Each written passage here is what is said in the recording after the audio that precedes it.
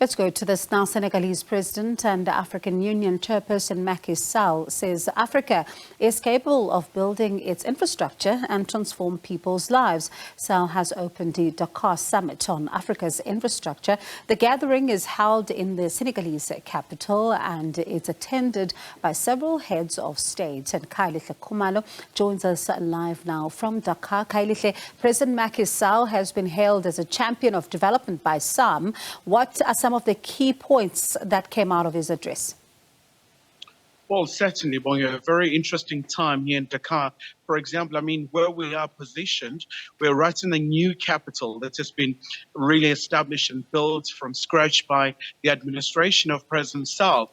In terms of his very address here just before the heads of state and so many people who are attending, he spoke a lot about the reforms within the global financial institutions, but also talking about Africa's capabilities in terms of transforming itself, making sure that the infrastructure becomes a priority, especially because if you want to realize development, infrastructure is absolutely essential. So it's a very indispensable aspect in this regard. But apart from that, Bongi, it was quite interesting listening to the AU chairperson as well, making quite a very strong appeal as well to the elites and many other people in the continent to join into this particular action in terms of making sure that Africa is able to stand and be, a formidable force, citing examples in some instances around Latin America, Asia, how those continents also, they were oppressed, but they've been able to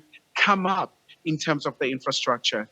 And, Khayelihle, when one looks at the composition of this particular gathering, they would ask, what is the role of the AU's development agency, NEPAD, at this particular, gathering, especially when you look at these critical issues around infrastructure being discussed? So by all means, NEPA does have a very important role to play in this regard, especially because as a development agency, they've identified about 20 projects or so. You look at the area around ICT, energy, water sector, and many other areas, especially around energy. We do know in Africa, you have a staggering number of over 600 million people without access to electricity. And it was quite interesting during the course of the session where the NEPAD CEO, Madam Nados Bekele Thomas, was talking about the seriousness of the issue of energy in the continent, in some instances, citing some challenges that are facing South Africa, saying that it's quite important for the continent to prioritize this issue because it does affect, the performance of the economies. But also you do have the countries like Chad, for example, where about 10% of the population are able to access the national grid. So once again, demonstrating the very seriousness around energy. So NEPAD is a very main instrument in this regard because they have to oversee this project, they have to pioneer, they have to make sure that also the financial institutions see these projects as very bankable, but also looking at some of the investment returns when the private sector does come on board. And talking about the private sector, are they coming on board after all? That has been a very main issue here, Bongo, especially because we know that, more often than not, you always hear about this reluctance of the private sector in terms of their role when it comes to the rollout of the infrastructure in the continent. So there are some financial institutions that are represented here. Some of them, they're quite eager to come on board because they do see the seriousness. If you talk about Africa's continental free trade area, there's a clear understanding that infrastructure is going to be a very key instrument.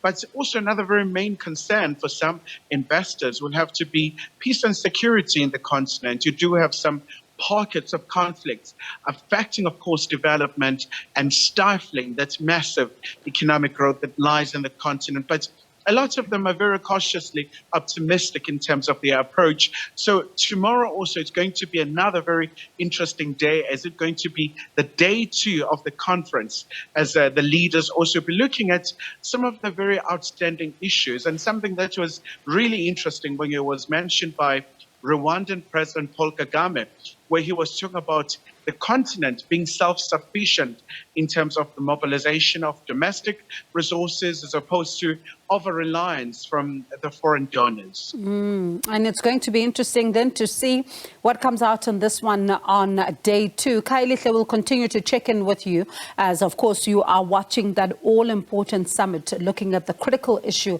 of infrastructure around the continent. That's our reporter there, Khayelihle Khumalo, joining us live from Dakar. And we'll continue to get more from him during the course of the days as we are watching this particular conference.